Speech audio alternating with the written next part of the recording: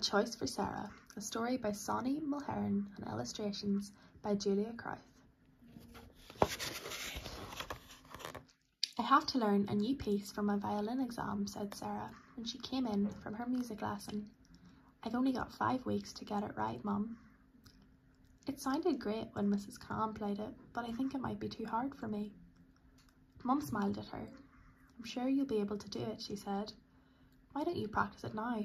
I love listening to you play.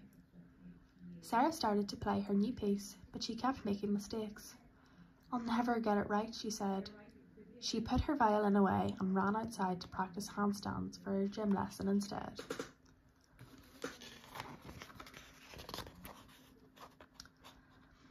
At gym the next afternoon, the children began with floor exercises. Handstands, forward rolls, backward rolls, cartwheels and split leaps. At the end of the lesson, everyone gathered around Mandy, their coach. We've got a good chance of doing well in the next competition, she told them. It's in 5 weeks' time. I'd like all of you to practice as much as possible. I want everyone to do their best. How am I going to practice my gym and the violin and do my schoolwork as well, thought Sarah. At her next violin lesson, Mr. Khan asked Sarah to try the new piece he had given her. She began, but she couldn't play it properly. Oh, she said, that sounded awful. Mr. Khan was surprised. You usually play better than that, Sarah. Would you like to try it again, he suggested. But Sarah couldn't get it right. I didn't have enough time to practice, she explained. I have to work hard for a gym competition too. It's on Saturday, the 1st of March. But that's the same day as your music exam, said Mr. Khan. Is it? Said Sarah. What am I going to do? I'm afraid you won't be able to do both, said Mr. Khan. You'll have to make a choice.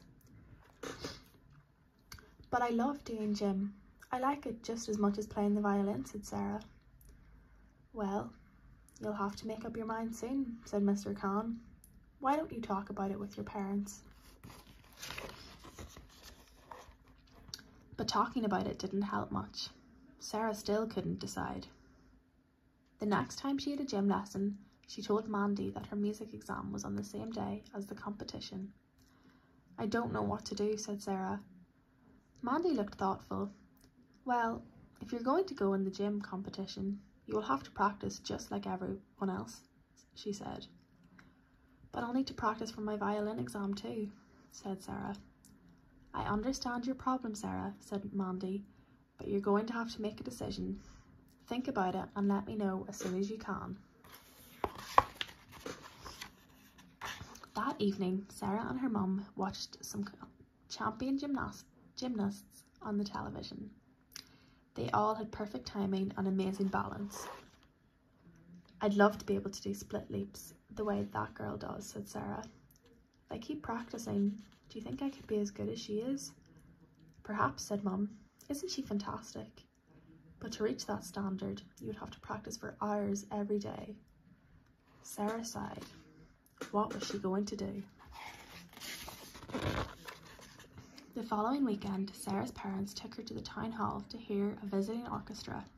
It was exciting to hear so many instruments playing together and to be sitting so close to the musicians.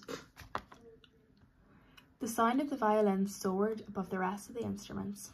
Sarah forgot everything else as she listened to the music. She had never heard anything quite so beautiful before. After the concert, Sarah said to her parents, I loved the sound of those violins so much. I know what I'm going to do. I'm going to work hard for my violin exam. I'm glad you've made your decision, said Sarah's dad. So am I, said Sarah. And now I can tell Mandy that I've decided not to go to the gym competition. Sarah felt relieved that she had finally made her choice. The next day, Sarah picked up her violin again. She practiced every day, and by the end of the week, she could play her new piece right through without stopping. That sounded great, said Mr. Khan when Sarah played it to him. You must have worked so hard. I have, said Sarah. I want to pass the exam because one day I'd like to play the violin in a big orchestra.